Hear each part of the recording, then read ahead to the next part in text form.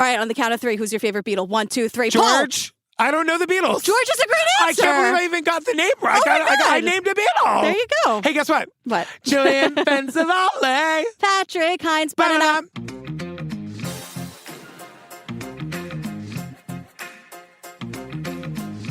Oh, my goodness, fam. Hey, you know what I'm going to suggest? What? Join us over on the Patreon. Okay. We've got over 400 full ad-free bonus episodes for you to download and binge right this second. That's a lot. Yeah, you get them all the second you join. You can join on Spotify. That was not a thing for a while. But yes. You can just go search TCO Patreon feed on Spotify. Get it there. Tell them some of the series that we've covered there. We've done Wild Crime and Bad Vegan and that Gacy thing on Peacock and Killer Nanny we just finished. What's the I Can't Leave You, Don't Leave Me. Never Let Him Go. Never Let Him Go. The gay one from Hulu, which I was obsessed with. Wild Crime, Love Fraud. I mean, going back to Don't F with Cats, Tiger King, Lorena. Remember Lorena? I do remember Lorena. Relentless. Yeah, Relentless, which was Relentless. Basically, we take all the series from Netflix and Hulu and we do them episode by episode over there on the Patreon. It's a really fun thing. You also get after parties where we take your questions. We do advice. It's just more GP and me. Yeah. If you want us, and who could blame you? As I used to say all the time. As you used to say. Girl, what are we talking about today? So this is a show called Crimes of the Century, not to be confused with Crimes of the Centuries by Amber Hunt. Correct. This is not related in any single way. No, it's a television program called Crimes of the Century. Yes. And this episode is about John Lennon. One was world-renowned, among the greatest musicians of the 20th century. John Lennon had charisma. He was just special. John Lennon was my favorite Beatle. The other was a lonely kid from Georgia, with no particular talents and no real direction in life. Everyone said he was a nice person. He wanted to bring attention to himself. They were as different as night and day. Two men on intense personal journeys that converged in a single shocking act. I took 5 steps and fired 5 shots. I literally held John Lennon's heart in my hand. It was an unthinkable crime that left millions in mourning. The murder of John Lennon. So we open December 8th, 1980, New York City. Police respond to reports of a shooting at the Dakota, which is, they describe it as an exclusive apartment building in Manhattan's Upper West Side. This building is iconic. It's legendary. I mean, they get to it later, but it was the exterior, and they shot the interior for some of Rosemary's Baby. Oh, yeah. Do you remember? And the exterior. But this is like a throwback, but we did a documentary where the cult leader was actually in Rosemary's Baby. Ruth Gordon ran a cult? But no, we did. This is just occurring to me now, but the Dakota is famous. And it's iconic.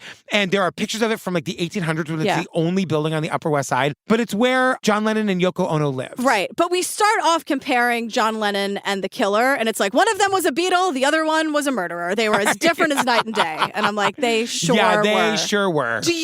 Before we get started, do you know the really big conspiracy about the Beatles? And about how Paul McCartney isn't really Paul McCartney? Yes, and the whole thing is that he died and they replaced him or something. They replaced him with someone who's an excellent songwriter, can do the harmonies, has the chemistry with John. Yeah.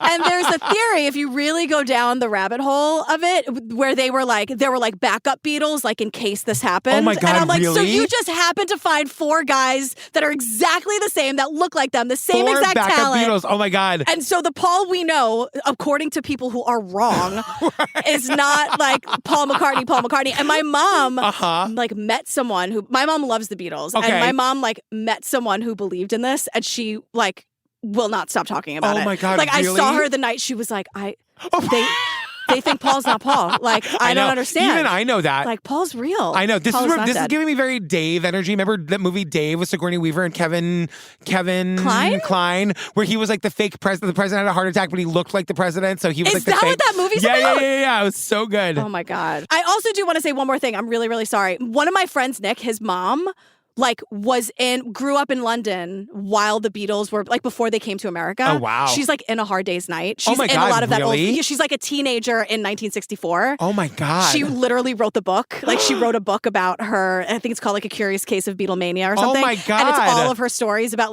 meeting all the Beatles several times and how there was no security back then. She's one of the girls chasing them down the street in A Hard Day's Night. She's in all of the front row of the girls screaming and crying. Wow. Ursula's and them. She grew up like just in the time of how famous the Beatles were before they came here. That's so crazy. I was not a Beatles person. I'm not really like a Beat. Are you?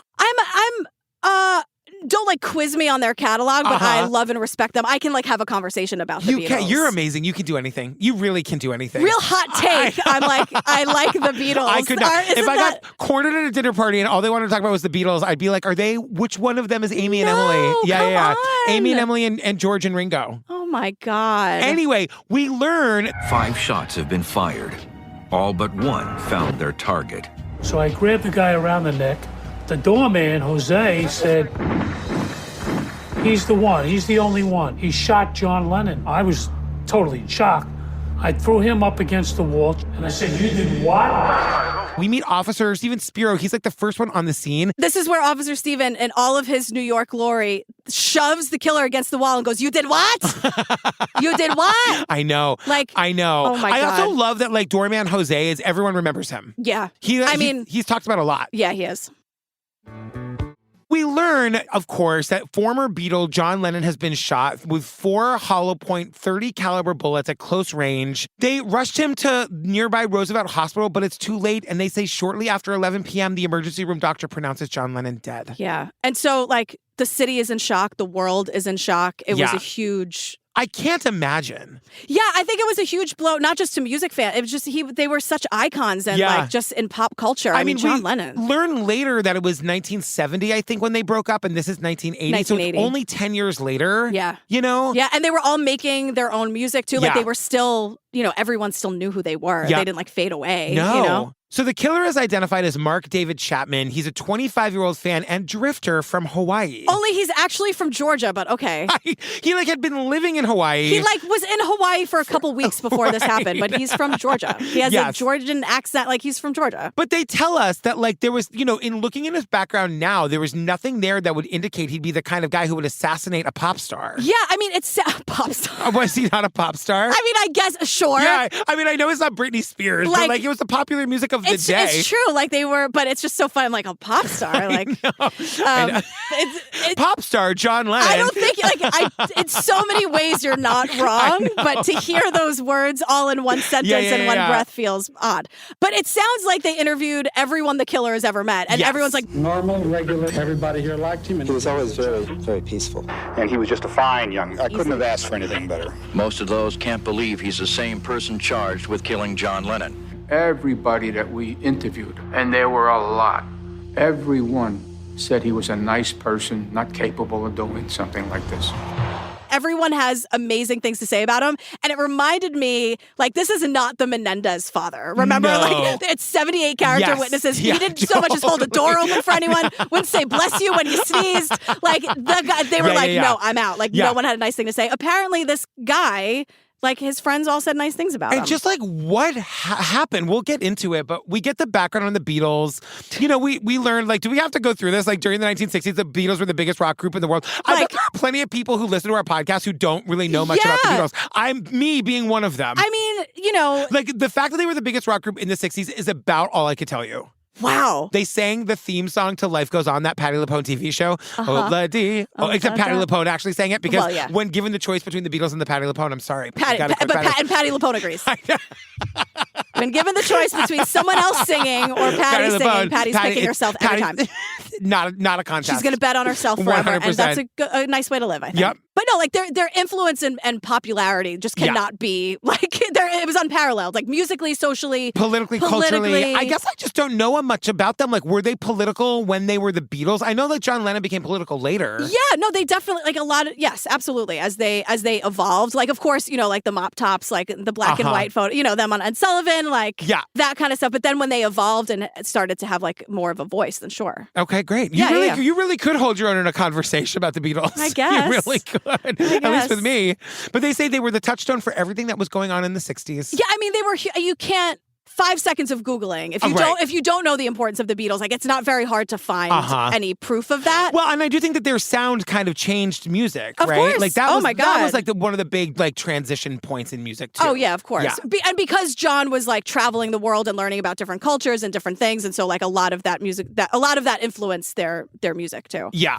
Among the millions of American kids who worshiped the Beatles was a shy, reclusive teenager named Mark David Chapman.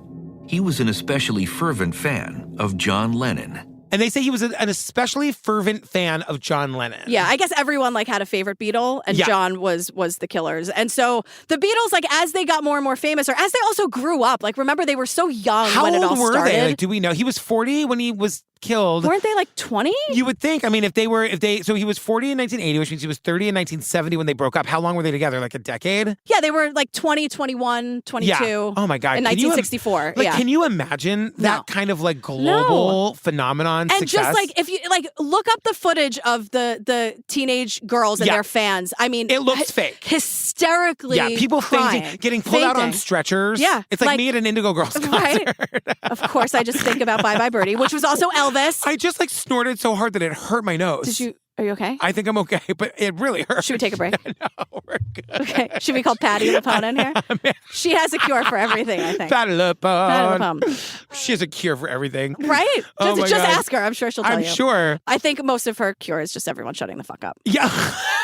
Especially if you use your phone during a performance. Listen, fam, if you don't know about this, you can find there's a whole like YouTube thing about Patty LuPone. There are many videos of her yelling at audience members for like being on. Who do you think you are? And it becomes a disco Patty LuPone. Right. Moment. Then they like auto tune it. Yeah, it's which so I'm sure good. she's very insulted about.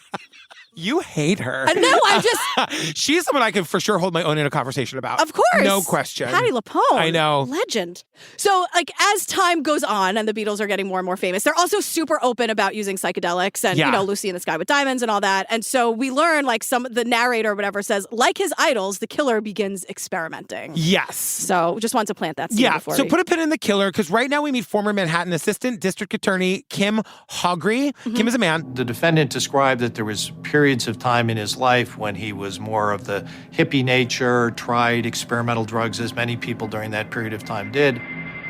But in 1971, Chapman becomes a born-again Christian.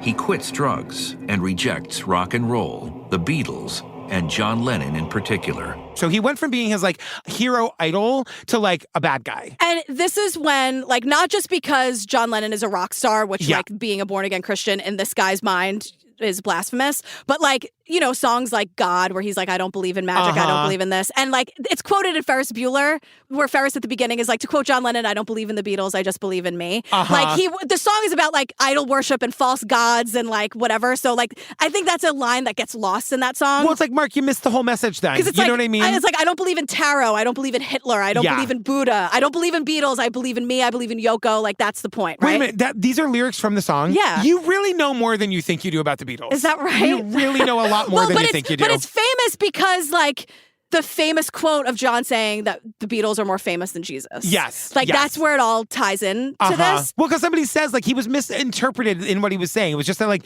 because they were a global phenomenon. And remember, that didn't happen that much back then. Like, he was just saying that more people listened to the Beatles than to Jesus. He wasn't wrong. He's not wrong. I understand how, like, invoking Jesus' name can sound controversial to people. I get it. And because I think it wasn't video. He was just, like, quoted in the paper. So I think out of that context or whatever, or in a magazine. Yeah. And then, like, you know, the Killer also didn't like the song Imagine. I'm like, wow, you're offended by Imagine? Because I like also, if I hear that song one more time, it'll be the end of everything. Remember that whole thing in the I didn't even watch that video of all the celebrities like crying, singing Imagine. I just can't. Please, I can never hear it again. Like but that and Torn by Natalie Imbruglia. I just can never hear it again.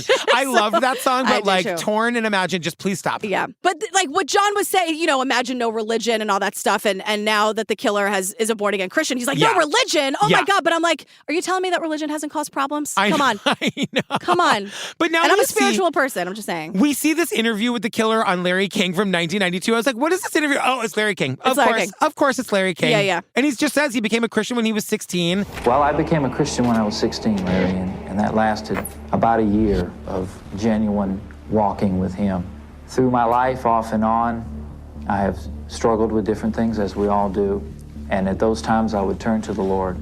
And in those times, he would turn to the Lord. Like, he took it really fucking seriously. Yeah, I think that's when you are a born-again Christian or you sort of dive in, I think that's what happens. You commit like 100%. Yes. And this is where it can be dangerous because now you're also like, John Lennon is like a target now. Yes. And also, I just want to say, I think John Lennon would appreciate this because he doesn't like, like false idols and hero worship. I just want to say, like, John Lennon wasn't 100% the best guy. I'm not saying that this is bad, but like, I think we should be honest about who he was. I don't know anything about this. He was just admittedly very violent with his exes, with women, with his kids. Like his kids Sean Lennon has spoken out about this. Oh, and wow. so he's like admitted, I think it was like in Playboy or some article where he's like, I used to be cruel to my woman, physically any woman. He also like beat someone up because, as John said, quote, he called me a queer, so I battered his bloody ribs in. He was vocal about... He was so like offended at being called a queer. So, and he says like, I'm a lot older now and I'm a violent person and I regret that. But I'm just saying like... Well, it's good to know the whole thing. Right, that's all. It's good to know the whole picture. And I'm not saying one thing deserves another. I'm just saying no, the full of course. So it's 1970. The Beatles break up. John Lennon embarks on a solo career with his wife Yoko Ono. Right. People didn't like that very much. No, which is that right? just I don't know fucking... anything about this. I'm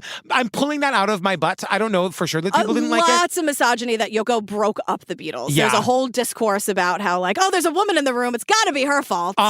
One time, my friend who used to take me on like fancy vacations, and he paid for everything. This was like when I was in my 20s. Whoa. We were at the Ritz-Carlton in Paris, and we were at the bar. And I said, "Do famous people ever come into this bar?" And he nodded his head up as Yoko Ono was walking in. Does she have the long hair and the glasses? No, but she was wearing the hat. I mean, it wasn't that long. It wasn't the 80s. Well, I don't know. Does she cut her hair since? I don't know. Yes. But anyway, John Lennon and Yoko Ono moved to New York, and this is when they take up residency at the Dakota. I just thought that was so cool that they picked New York to move to, not like Los Angeles or something. Yeah, or like home in London or, wherever, or Liverpool or whatever. But, they say that like New York was like the breath of fresh air that they needed, and that John like loved New York because people were cool. Matter of fact, if someone asked about what's it like living in Manhattan, he said people are cool. They don't bug you. He loved New York because people didn't bother him. In New York, they respected his privacy and liked him. They'd say, "Hey, John, how's things going?" And they'd shake his hand, "Hey, John, I love your music," or something. But they didn't pester him. He was saying like in New York, people will come up and say hi and like shake your hand and ask for an autograph, but then they'll leave you alone. They're not going to like cry and freak out. Or they'll just pass you and be like, "Hey, I loved Revolver." And then just keep walking or whatever. But by 1971, John and Yoko are more political than ever. Like the Nixon administration starts a campaign to silence John Lennon. This and I'm like, is so wild. Speaking of lightening up, Nixon. Exactly. No fun at all. No. Just like the captain of the no fun police. Because they're saying that like they were afraid that he was, that John Lennon was going to get a bunch of like young people registered as Democrats who were voting for the first time and would vote against Nixon. They start like following him around. Monitoring him. Someone says it was the whole intelligence enchilada. I know. It's like, let's not prevent people from voting. I don't understand. Like, I thought of you. That guy's name is Elliot Mintz. He's the publicist and friend of John Lennon. And when he said it was the whole intelligence enchilada, I was like, Jillian's going to like that. Highlighted and everything. You never disappoint, GP. Yeah, right? You never disappoint. But like the point is everyone who needs to lighten up. Like this is happening because he has so much influence, aka he's more popular than Jesus. Like I'm just saying. Yeah. Oh my God. They're so I don't scared know. of him. That's a bold, more popular than Jesus. With young kids listening to music, I think so. All right. They'll listen to those. They'll analyze those lyrics. Yeah. And not like analyze the Bible. My mom was really into the historical Jesus. I know that. My mom was like all about understanding like what Jesus was like as an actual human. Right. And I was like raised with that. Yeah. We would talk about like the real Jesus all the time. Really? Yeah. Wow. I know. What did you learn about it? I don't remember a lot, but like I just remember being like, oh yeah, he was real. Like he's not just like a person from like stories. Like sure. He really existed. James Cameron once thought he found his home. James Cameron made a whole documentary once about finding the Jesus family tomb in Israel, and they were gonna like try to exhume it. Look it up. It's real. James Cameron made this documentary. What? Yeah, the Jesus family tomb. Whoa. I know. My mind I know. is... See, you can talk about the Beatles, I can talk about the historical Jesus, Jillian, all day long. You know what I mean with more popular. You know how I'm saying that, right? I'm like, okay, whatever. I'm just saying in a certain faction of people who are listening to records. So Nixon leaves office due to the Watergate scandal. By 1975, they say John Lennon had withdrawn from public life. And they say that guy Elliot, the whole enchilada guy, is back. God, I'm starving. Whole enchilada Elliot is like, he wasn't a recluse. He wasn't in hiding. He was devoting his full time to raising his sons. Right, because in 1975, Sean Lennon was born. Yes. So yeah, like John and Yoko are mainstays in the neighborhood, but they're like super focused on raising their kid. How cool would that be? Like, you just live on the Upper West Side in 1980 and you're like walking to the bagel shop and you see John Lennon. Oh my God. That's like why people move to New York. Right. You know? Yeah. So, we have other things. Well, there's like the Statue of Liberty and all that. The pizza's real good. The pizza's okay. But sometimes you see a famous person in your neighborhood. That's right. So in 1980, John Lennon is 40 and he comes out of retirement and releases an album with Yoko called Double Fantasy. Yes. I just want to say too, they say that like with this new album, people are saying that like he has entered a promising new phase. Yeah. People are into it. So I was wrong about them not liking it before. No, I mean, people are just like following the careers of the Beatles. Yes. You know, like you just like to see what they were doing next, I guess. Like, and why wouldn't you? Of course. You know? Paul's been dead for decades. Can you imagine? My mom was sitting at the table being like, wait a second. I know. Well, you're telling me. I know. If you're just hearing that theory for the first time, it is a bit of a mind blower. But what her mind was most blown about was that like she was sitting across from someone who believed it with their heart and soul and their bones. I know. Like that was the thing. She was like, that's crazy. You can totally like dismiss that. But the earth is flat, sure, but Paul is not dead. But when you sit next to someone making eye contact with you, being like, let me send you some links. What is going on? Listen, that's like that's a not a far leap to like crazy political emails in 2024. You know what I mean? She's horrified. So we learn on the night he shot John Lennon, Mark David Chapman was just 25 years old. It had been 25 years of almost painful anonymity. 25 years of painful anonymity. Like, according to him, like that's how he was feeling about himself. Right. And the Manhattan DA guy is saying that like he was just a regular old 25-year-old guy. He wanted some claim to notoriety. He wanted to do something important. And that's one of the reasons why he decides to kill John Lennon. I know. Like, holy shit. He's the older of two kids, grew up in Georgia, quote, typical suburban family. Yeah. Now, the killer claims that he had a rough childhood. All of the people that the cops spoke to said otherwise. Yeah. I don't know. You never know what goes on behind closed doors, but I'm just saying. And then as he grows up, like he becomes a little bit lost. He doesn't know what he wants to do with his life. He can't really keep a job. He's just kind of like a little aimless and also feeling terrible about himself. But also, like, if that's you in your early 20s, you're doing fine. Oh, God. You're doing fine. Seriously. You know what I mean? Try a bunch of different jobs. Chapman moves to Hawaii in 1977 to like try to find it. Do that. Move to Hawaii for a year. It's fine. You don't have, I'm not saying this as a joke. Like, you don't have to murder somebody to feel important. No. Oh, my God. You know? And like, he can't keep a job, but he does get married. He ends up working as an unarmed guard at a luxury high-rise condo, and he becomes obsessed with the book Catcher in the Rye and Holden Caulfield. This is like, he's not the only one. Like in the early 80s, people were obsessed with this book. Like people, I think the guy who tried to shoot Reagan was also obsessed with J.D. Salinger. Yeah. This is all coming from the musical Assassins. Okay. I was also in my early 20s obsessed with The Catcher in the Rye.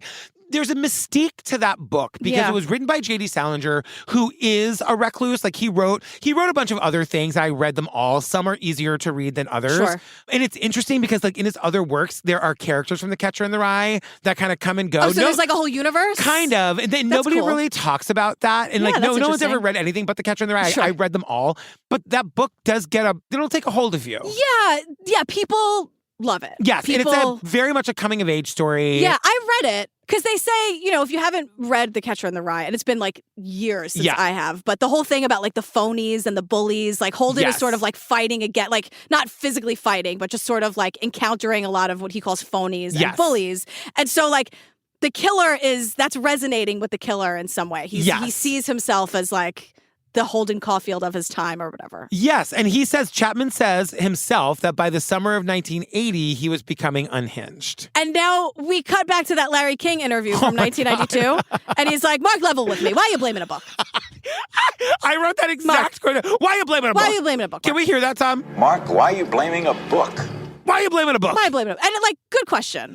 Larry King says out loud, Larry King wonders what J.D. Salinger thinks of this whole thing if he's watching this. Larry, I promise you he's not. But the killer's like, I actually know. Yeah. Because the killer's like... I'm not blaming a book. I blame myself for crawling inside of the book. And I certainly want to say that J.D. Salinger and The Catcher in the Rye didn't cause me to kill John Lennon. You know, in fact, I wrote to J.D. Salinger. I got his box number from someone, and I apologized to him for this. He got Salinger's P.O. box from somebody. He doesn't tell us who. He wrote him a letter apologizing for the whole thing. Somewhere Michael C. Hall is asking the Dexter killer, like, where the fuck is my apology? I know. It's from a couple weeks ago. Everybody. I wanted to say that, like, there's no way that J.D. Salinger is watching Larry King, but who knows? Like, maybe. If Netflix existed back in the day, maybe, like, he would, like, he's a recluse. He wrote a book. Like, he doesn't have to do anything ever again. He's just sitting around his house watching Netflix. He's just, like, Larry King. Channel surfing. Just channel J.D. Salinger. J.D. Salinger. Write another book. Is he in a lazy boy, in a recliner? Like, if there's stains on his shirt, like, what's going on? What JD? exactly is going on? What's happening? And he says, like, in this 1992 interview, he was like, I was just, like, mad at John Lennon. Like, he saw him as a phony and all this stuff from the book. And the killer would go home and tell his wife about how mad he was at John Lennon. And there was something about that really struck me as terrifying. Yes. Because it's like, you can hate his music. You can disagree with him politically. Yes. He's a public figure. I guess that comes with the territory. But, like, you're mad at him? I know. You don't know him. And he gets enraged. We hear this story that Chapman, the killer, sees in a book a picture of John Lennon standing on the roof of the Dakota. And falling in on myself, I'm angry at seeing him on the Dakota. And I say to myself, that phony, that bastard. I got that mad. I took the book home to my wife and I said, look, he's a phony. Look, he's a phony. Because he's standing on the roof of his building? It's like parasocial before the internet. Yeah. You know, where he's just, but it's like, that's how fucking famous the Beatles were. Like, everyone thought they knew him. And then this guy who's a stranger to John Lennon is like, I'm mad at you now. Yep. And then he's going to let that anger fester and then do something really terrible. And it's kind of like, we do see somebody has his actual calendar from the year that he killed John Lennon. And it's one of those wall calendars that you can, like, write in the squares. And it looks methodical. Like, there's so much there and scribbled out and crossed and color coded. Yeah. Every box is really, like, full. Yeah. It's kind of almost beautiful to look at because it looks like art. There's so much happening. It looks like he had a full life, and meanwhile. I know. But it's kind of scary. It's like, what is going on in his mind? It's a lot of anger. It's a lot of anger. And that's something that's so scary. Because again, you can hate his music and disagree with him politically and whatever. Yeah. But, like, we're crossing a very dangerous and scary line here. And we're just, like, we're meeting more people that knew him. We meet this writer, James Gaines, who spent, like, 1984, 1985 interviewing Chapman for a book. And, you know, Chapman says to him, like, for years, my mind had been like a war zone occupied by opposing forces described as the big people and the little people. Yeah, he explains that he had a whole population of little people living in his head to whom he gave instructions, who had meetings about what his activities should be. I mean, it was extreme. They would have meetings in his head and give him instructions, which also is his own level of terrifying. Yes. You know? Yeah, like this is a person who definitely needed, like, a psychiatric evaluation. Of course. You know? So the killer buys the gun in Hawaii, and this is October, 2 months before the murder. He paid $197 in cash for the gun. We have the receipt. That sounds like a lot of money to me for 1980. Like, aren't guns so easy to get? Are they cheaper now? I don't know. $197 sounds like a lot. I don't know anything about guns I don't at either. all. But I guess maybe to buy it in cash under the table. I don't know what the laws were. Yeah. But also, like, good to know you could just buy a gun and then take it on a plane to New York City. So, I mean, obviously the laws have changed because that's what happened. That scared the daylights out of me, too. Yeah, he not buys anymore. a gun, puts it in his fucking bag, and takes it on a gun And to just New York. goes. Remember when we would do documentaries about how, like, planes were getting hijacked left, right, and center? Yeah. Like in the 70s and 80s. This is why, everybody. This is why. You, like, not allowing guns on a plane is a really good policy change. Yeah. You know? Yeah. And so when the killer quits his security job, he writes, like, in the logbook where he was, like, signing out for the day, he writes John Lennon and then crosses it out. And so October 29th, he flies to New York City. This is where I was just like, he took the gun on the plane. He took the gun on the How plane. many guns were on that plane? Probably I don't 40? know. I don't know. Jeez, everyone's got a gun in their bag? Like, oh my God. But we learn when he's coming to New York to kill John Lennon, he has backup targets. Yeah, because someone says he wants to kill a celebrity to bring attention to himself. Now, Yes. John was number one, but he had a whole list, shall we? Yes, and I was saying, please tell me this is not where these people are learning about this for the first time. Please. How fucking terrifying. Walter Cronkite. Johnny Carson. George C. Scott. Jackie Kennedy Onassis. Marlon Brando. But Lennon was the top choice. But he had a plan B that was pretty, like, fleshed out. So this is utterly terrifying to me. And I have a lot of friends who work on Broadway, as do you, who have expressed this very fear to me, that his plan was, because he still wanted to kill George C. Scott. So his plan was... The defendant said he had front row seats, and his plan was to stand up in the middle of the show and fire into the body of George C. Scott. Wasn't a particularly adroit plan because when he went to the gun store to buy bullets in order to have ammunition for his gun, he was told that in New York you cannot buy bullets for your gun.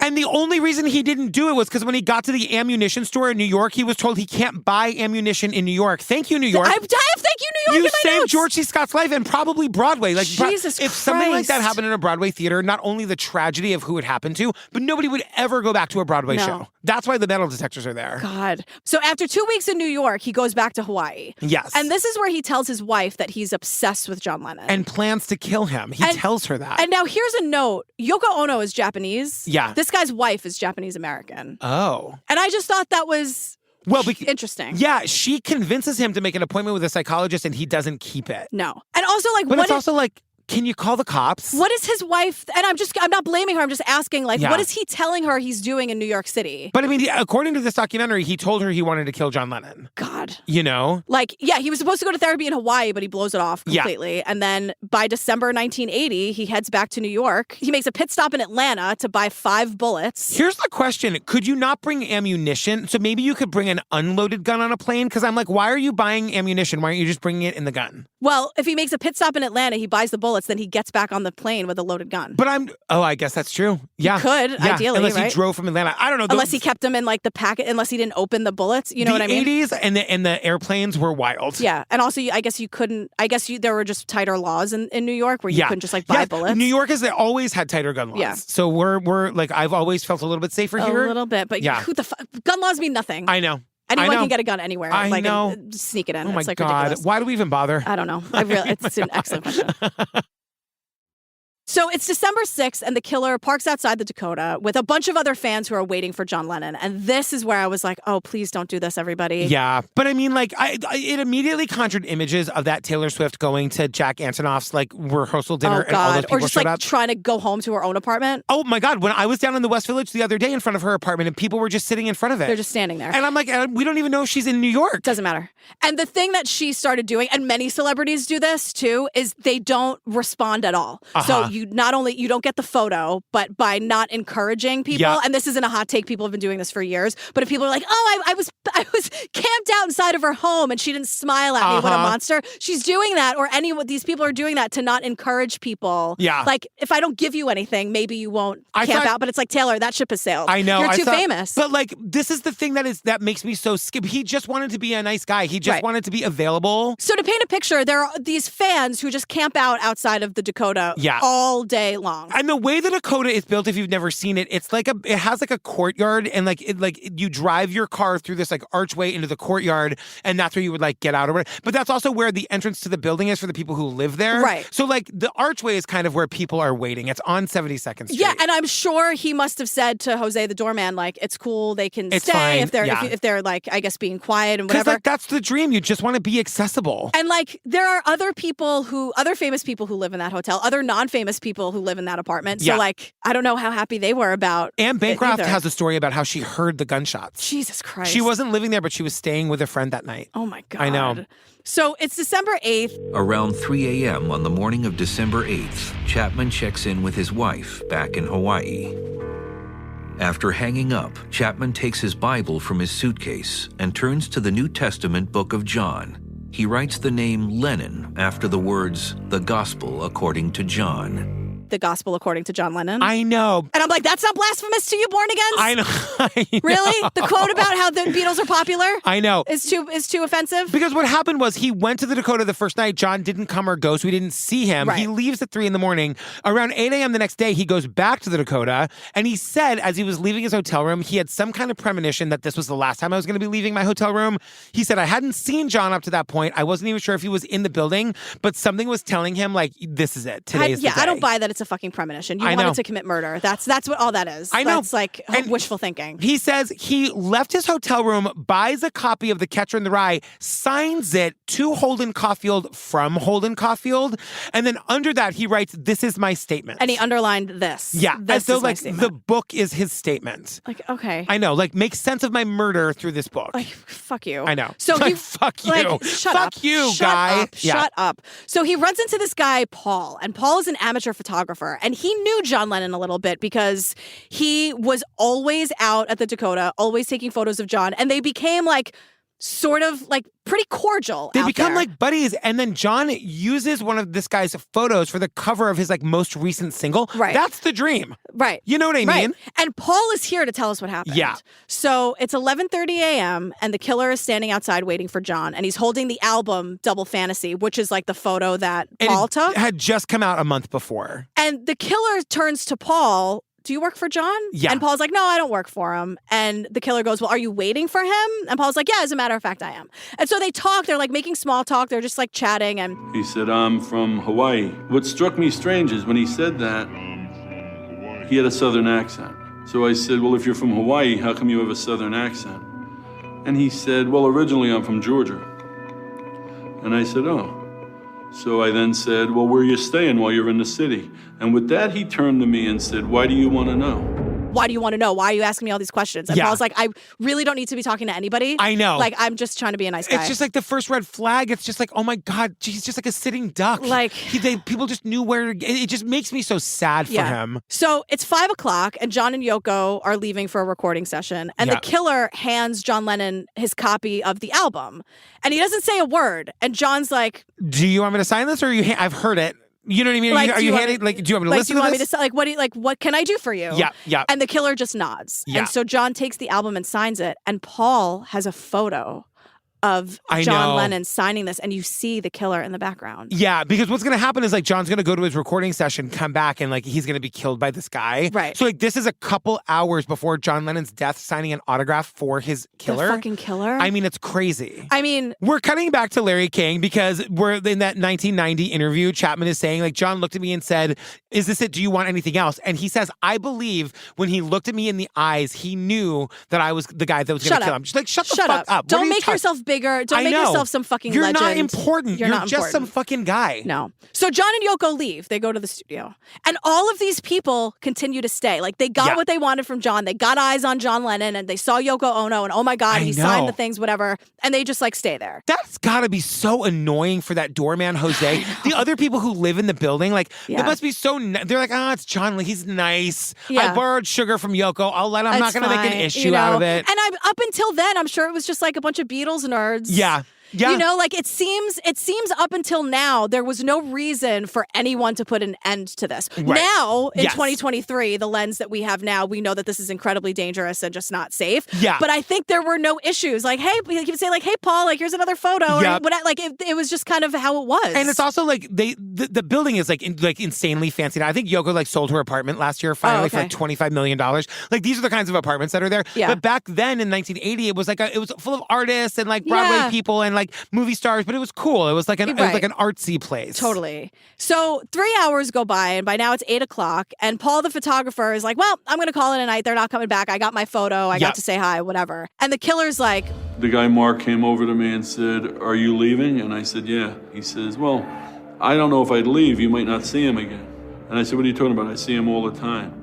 And he said, well, you never know. He might go to Spain or something, and you'll never see him again. He could like move to Spain or something and you'll never see him again. I was like, whoa. What? Like red flags everywhere. And Paul's like, all right, dude, I basically live outside the Dakota. I'll see you tomorrow. Like, we start at 8 a.m. bright and early. Like, you bring the coffee, I'll bring the bagels. Are John and Yoko ever up at 8? Like, come on, you guys. They might be coming home. I don't know. I guess that's true. But whatever. So Paul's like, all right, weirdo. Like, this is kind of what we do here. We're nice to each other here. And like, we come, or I don't know, whatever. Bye. Then after the photographer leaves, Mark, the killer, is allowed to sit inside the archway that I was just describing while Jose, the doorman, like stands on the sidewalk and has a cigarette. Like, they're so nice to these people. Yeah. They're letting them like actually onto the property. Yeah. And the killer stays there for another 2.5 hours. Yes. So John and Yoko get home. It's like 10:30. And Yoko walks in, allegedly like nods at the killer because they're just being nice. And they say they do this like 20 feet apart. The limo doesn't pull into the archway. It stays on 72nd Street. Yoko gets out and walks by the killer and nods at him. So John is 20 feet behind her and he looks right at the killer, walks right by him because this happens all the time, right? The same people are there. Like, it's not uncommon for John to come home 6 hours later and see the same people. Like, that's not weird to him. Like, that's his life right now, right? So John Lennon is a few feet away. The killer takes out his gun and he fires 5 times, and the first shot misses. Now, to be clear, John has walked past him. He's firing into John. He shoots John Lennon in the back. Right. So Jose the doorman runs up. He's hysterical. Yeah. But in this emotional state, he manages to get the gun away from the killer and kick it down the sidewalk. Yeah, I mean, that is like, that's out of the movies. The car up over the baby, right? That's just like superhuman strength of like, no, like this guy's danger. Like, get this gun away from him. Because like, imagine the relationship that like John Lennon has with Jose the doorman. Of course. You know what I mean? He like knows his kids, I'm sure. You know what I mean? Like, you love this person. Of course. And he's seen John Lennon interact with his fans on a daily basis. Yeah. Like that's kind of an interesting perspective to have of like one of the most famous people ever, right? Yeah. So just to be clear, after being shot 4 times in the back, a mortally wounded John Lennon staggers up the stairs to the reception area and collapses. So the killer says this thing here, I guess on that interview or one of his many interviews because he won't shut the fuck up. And I was stunned. I didn't know what to do. I took the Catcher in the Rye out of my pocket. I paced. I tried to read it. I just couldn't wait till those police got there. I was just devastated. He just killed a guy and he's pulling out Catcher in the Rye to pass the time. And he's devastated. He can't wait for the cops to get there. If you're so devastated, like, I can't.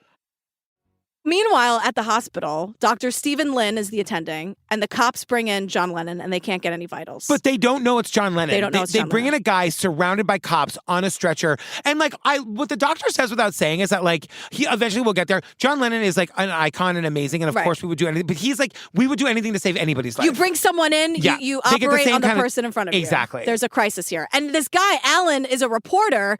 He's just there because he was in a motorcycle accident. And he has like... He's like not covering anything. No. He's just there because he got... Like, I hope you're okay, Alan. A motorcycle accident sounds terrible. But he's definitely... This is the story of his life. The story of his life. Yeah. So they're starting to realize, oh my God, it's fucking John Lennon. Because what happens is the doctor tells us... We didn't know who our patient was at that moment in time. It wasn't until the nurses took his wallet out of his pocket, as they always do in the process of identifying, and somebody said, "This says John Lennon." We looked at the body in front of us, and all of us said, "This can't possibly be John Lennon." But in fact, it was. There's no way it's that this person could be, but it is. But it's John Lennon. And no one can believe it. And like the doctors are trying to change his life. And the doctor's like, I literally held John Lennon's heart in my hands. I mean, there was like, nothing I could do. Because they're saying that like the only way to possibly save him, because the damage was so bad. Remember, he's been shot in the back, and they're saying 4 times. The doctor says we had to cut open his chest, and we opened his chest cavity, and it was just blood everywhere. So he's holding the heart, keeping the heart going. I mean, like these doctors are amazing. They're miracle incredible. workers. Yeah. And so now, John Lennon was announced dead on arrival. There really wasn't anything they could do. Yeah. And now Dr. Lynn has to tell Yoko Ono what happened to John. And this is like, oh my God, universe. Can you take a breath and not torture the poor woman? I know. Even more? Because as this is in the that waiting room, that Muzak. Yes. They describe like that guy, that reporter that's there by accident, describes the Muzak. It's a Muzak version. If you don't know what it is, that's like elevator music, right? Yeah. The girl from Ipanema is usually exactly what people do. But in this instance, it's All My Lovin' by the Beatles. Which is like... Shut up. Is that a Beatles song? Yeah. Close your eyes and I'll kiss you. Oh, come on. Yeah, and I'll send all my loving to you. Oh, yeah, my that's God. So then he's like, the song ends, and I just hear Yoko Ono like wailing. And it's like, you know what, universe? Enough. I've had enough today with you, sweetheart. And he says he has to be the one to tell her. He goes into the room where she's waiting. He says, as soon as I walked in, she knew what I was going to say. The nurse brings in John's rings and give it to her, so she like understood the finality of what had happened here. And she begs them, please do not announce this. They have a son at home, Sean. Yes. Who's like at home watching TV. Right. Like, and if you make an announcement, it's going to be all over everywhere, and he's going to find out, I'm here, I can't get to him. He's going to find out watching TV that his dad is dead. And I assume they respected that. Yeah. Well. Not everyone in the room respected that. We are at Monday Night Football, everybody. Yeah, Frank Gifford is here. And Howard Cosell.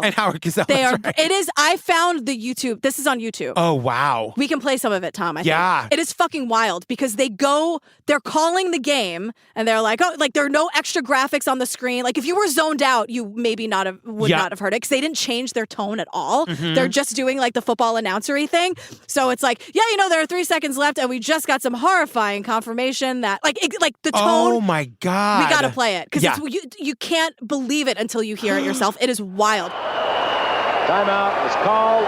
3 seconds remaining. Remember, this is just a football game, no matter who wins or loses. An unspeakable tragedy confirmed to us by ABC News in New York City.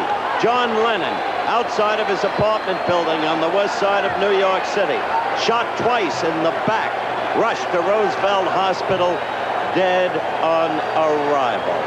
And then they're like, hard to go back to the game after that news flash. So, and I'm like, oh my God. Frank. But the only way they got that news was because that guy, Alan Weiss, who was there because he was in the motorcycle accident, he was just there by chance. Yeah. He called and like, maybe he didn't hear Yoko say, please wait, or maybe he didn't care, but he calls like the newsroom. It gets passed up the chain to Monday Night Football. Yeah. And they announce it live and it's like, yeah, indeed it is. And there are 3 seconds left in the quarter. And I'm like, you oh guys. my God. Oh my God. So it's surreal, and they just like go right back into the game. Meanwhile, fans surround the Dakota, and they are singing songs, and everyone is devastated. And by December 10th, John is cremated in a private ceremony. And then they say 4 days after that, millions of people around the world responded to Yoko Ono's request to pause for 10 minutes of silence to remember John Lennon. She addresses like this enormous crowd at the Lincoln Memorial. She goes, "Is that what happened? And is that during the 10 minutes of silence?" Yeah, she like had like an address, I guess. And then like every radio station in New York City went off the air for 10 minutes. For 10 minutes of just literal radio silence. Radio silence. Yeah. God, I mean, he was an icon. He was an icon. And there are people who grew up with him and then like introduced the Beatles to their kids, you know, from 1962 or whatever to 1960 to 1980. Like that's a generation of people who could be sharing it. Yeah. I was just thinking, like, not even as a joke, that like you hand the music down to your kids. Yeah. Which is why I love the Indigo Girls. You know what I mean? Like, if I were to tell you about like the lesbian icons my mom handed down to me, like Chris Williamson, Farron, Melissa Etheridge, Katie Lang, all like this music that was passed down to me through my mother's like lesbian. It's just true. You just pass your music down to your kids. That's why I like that stuff. You know, and so that's why people just couldn't and because it was so senseless and violent and horrifying. Yeah. You know, like I think something like this would have happened if he died in his sleep at 98. You think about that, like, of course, like, I'm not suggesting that anybody else should have been the target, but like, when you know that there were other people, imagine a world where he didn't get John Lennon, he got somebody else instead, and John Lennon would still be alive. Right. And there'd be a documentary about Johnny Carson. Yeah. Or whoever. Right. You know? Oh my God. Or like the horrible thing that he wanted to do at a Broadway theater. Like it could, like he just needed to be stopped. But let's go back though to December 9th, because the killer wearing a bulletproof vest, of course, is taken to his arraignment because everyone wants to kill this guy. Right. So like while they're arraigning him, police were searching his hotel room, looking for clues that might reveal his motive. In the hotel room, we found kind of a display of all his stuff, and we had a Bible, a passport, photos, and a tape by Todd Rundgren. A tape by Todd Rundgren? It's so funny that you did that because the reporter's like, Todd Rundgren?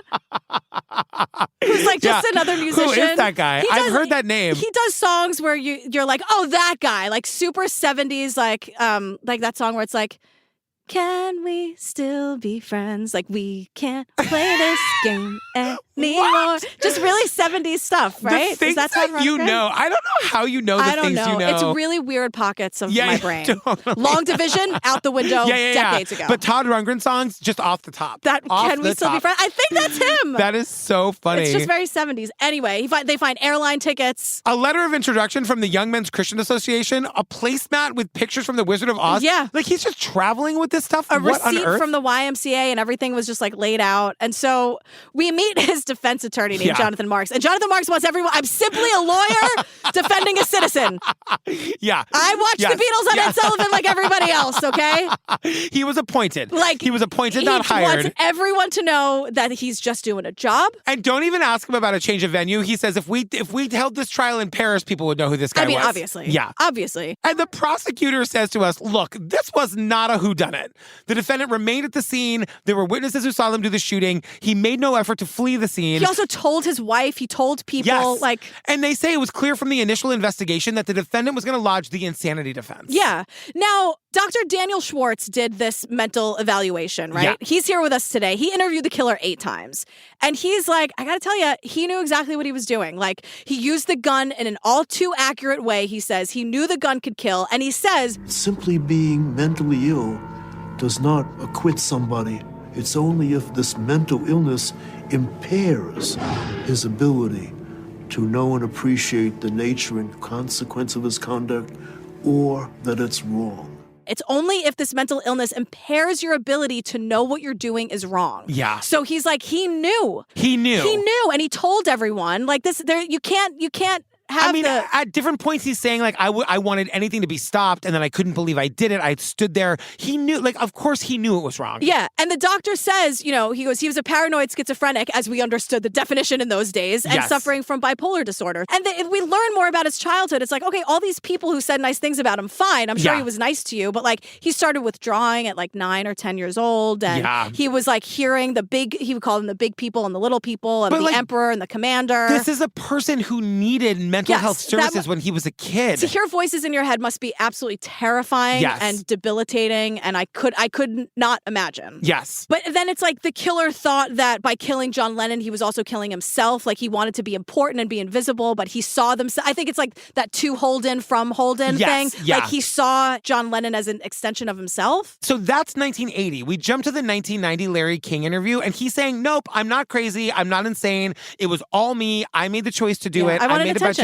Yes. So he's like taking responsibility for it now, but like at the time, they were going for the insanity defense. And well, the prosecutor back at the time was like, fuck this guy. I don't believe this for a second. He's criminally responsible. He wanted attention. Like the prosecutor then is saying what the killer was saying in this 92 interview. Yes. So 6 months before the trial, though, the killer changes his plea, and his defense team is not thrilled. They are not happy. He changes his plea to guilty. Yeah, and so he's sentenced to 20 years to life, and he goes to Attica. I don't know what it would, if he had gone through the trial as pleading not guilty, and then he was found guilty, would he? I mean, this guy's never getting out no matter what. I don't know why it matters. Yeah, well, because the prosecutor was bummed that there wasn't going to be a trial. Yes. I think he wanted to try the guy. And, that makes sense. That makes sense. So yeah, he's sentenced to 20 years to life, and he does say though on that Larry King interview, another thing that was terrifying when he's like finally taking responsibility, he goes, I realize now that I really ended a man's life.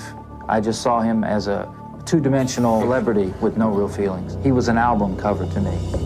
But that's I think this happens all the time, and this is pre-parasocial relationships as we know them today. Yes. He was just an album cover. When you think about what parasocial means, like explain that a little bit more. It's like when someone that you know is like a known person who you feel like you have a relationship with. Right. Because they communicate with you sometimes or they're whatever. accessible in some way. Or like Taylor Swift isn't accessible, but she's everywhere. Yeah. So I think people, especially if you've grown up listening to her, or even like an athlete, like anybody. Yeah, because if you think about what John Lennon was doing, he was allowing people to camp out outside his house. His home. So he could say hello to them. That is the definition of parasocial. Right. Because John has the boundaries. Right. John knows, yes. These are just people, I'm just being nice to them. I'm going to record, I'm with my family. Yeah. But it's not equal. No. Like it's different. And other celebrities didn't do that. Like you didn't see that it's like stage dooring at John Lennon's house. Every day. Yeah. And never being told you had to leave. And like being able to sit in the archway and you know the doorman's name. And I'm sure eventually maybe they did, but like it just seemed like, to befriend the photographer so much to use his photo as the cover of your album. Like there's so much of that that's fucking rad. Yeah. Like that's cool. That is really fucking cool. And it's really cool for this guy. Like it seems like this Paul photographer respected John. Yeah. And respected the boundaries. It was just like, hey, I'm just here for the whatever it is. Yeah. Do I agree that you would be there 12 hours a day? Not necessarily, no. but it seems like boundaries were respected at least. I just wonder, was Yoko ever like, hey, this is kind of a lot. Like this isn't super safe. I don't know. Like no one ever talks about that. I don't know if anyone was thinking about that kind of stuff the way we think about it now. Gun violence wasn't the same then as it is now. You know? And like a level of accessibility was different. Like I think there wasn't so much like entitlement, I don't think. Where it's like, oh, you see this person, like they were just happy to have the glimpse of them and that's it. There's way more accessibility now, you know what I mean? 100%. With like social media and all of that. Like it's crazy. We also do get this argument about like, in talking about the Larry King interview from the 90s, should we be interviewing this guy or should we not? Like probably focus attention on the wrong area. Probably these are the same kind of people who say we shouldn't be writing about or studying AIDS because it's a very unpleasant, deadly topic. We have an opportunity, particularly with a guy like Mark Chapman, who has agreed to open himself up for exploration and study in hopes of preventing other Mark David Chapmans from coming along. One guy makes the argument that we need to study people like him, and other people are saying, no, it gives him publicity. And I'm totally with that we need to study people like him. I agree. I agree to a point. Yeah, I mean, these people should not be allowed to make money, you know? No. And like, as long as they're telling the truth and they're not just using it as like an excuse to get out of their cell for an hour or whatever. Yeah. But like, if we can learn from serial killers, if we can learn from somebody like this guy, like who only killed once, but like did it so spectacularly. Yeah. I mean, that in the most outrageous definition of the word. And like, what are the signs of someone who could be? And we learned about his mental illness when he was a young kid. Like, we need to pay attention to that stuff. It's good to know that. Right. Or give people resources. I can't imagine growing up in the 60s and 70s, he felt safe saying like, hi, like I'm hearing voices, I need help, please. Yes. That like the facilities they had were not good for that back then. You know, like, so since 2000, he has a parole hearing every 2 years. He's denied every single time. Yeah. His last one is in 2022. The board denied his parole due to his action leaving, quote, the world recovering from the void of which he created. Oh. So I don't think he's seeing the light of day ever. And I think we're all in agreement that that's a good thing. Let's just, like, enough. Okay, goodbye. Goodbye.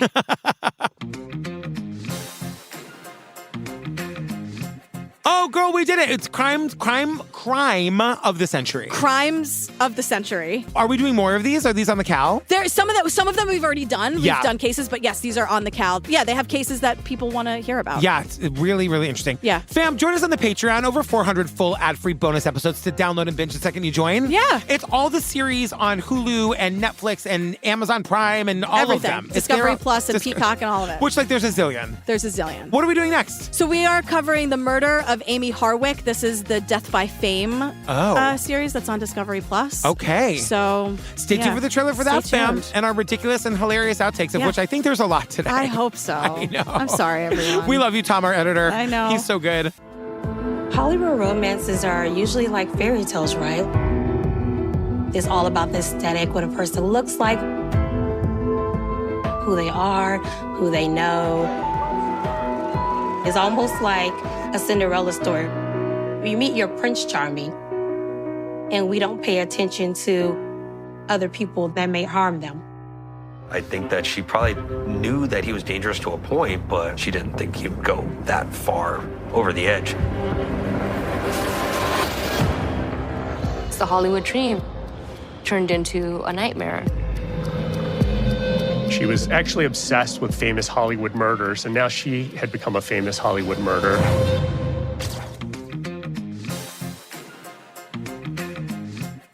Okay, do I look like a turtle?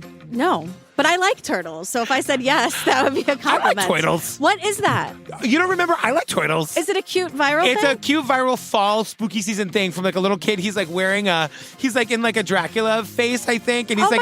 It's like a local news report. And she asks him a silly question. And it's like, do you like candy corn? And he goes, I like turtles. I need to see this kid. So good. Okay, great. I might have to sneeze. Sorry. Ooh. Sexy. Let's see what happens. Sorry. I'm intrigued. I think it went away. Okay.